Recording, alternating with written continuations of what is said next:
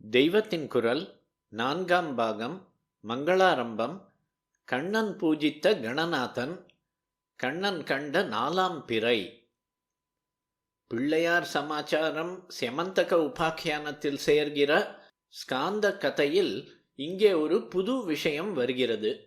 இந்த வெர்ஷன் படி பிரசேனன் கிருஷ்ணன் 2 பேரும் சேர்ந்து வேட்டைக்கு போனார்கள் என்று முன்னேயே சொன்னேன்.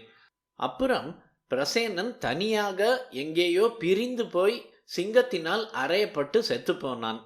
மணி ஜாம்பவானிடம் முடிவாக போய் சேர்ந்தது. பிரசேனனை காணோமே காணோமே என்று பகவான் ரொம்ப நாழி தேடி பார்த்தார்.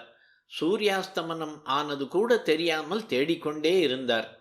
அஸ்தமனத்துக்கு கொஞ்ச நாழி கழித்து அகஸ்மாத்தாக அவர் ஆகாசத்தை பார்த்தபோது அங்கே பளிச்சென்று 4ஆம் பிறை சந்திரன் தெரிந்தது.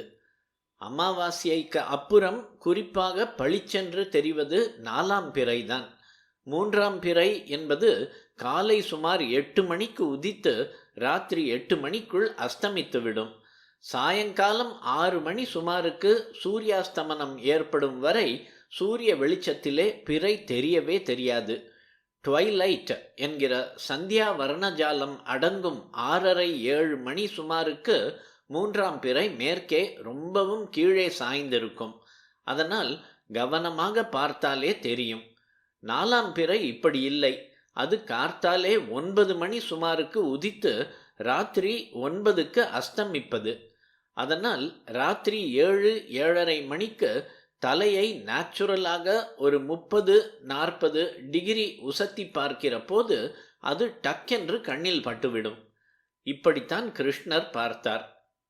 உடனே சரி, இருட்டி விட்டதே, இன்னும் காட்டிலே தேடிக்கொண்டிருக்க வேண்டாம் என்று நினைத்து கூட வந்தவர்களோடு துவாரகைக்கு திரும்பி விட்டார்.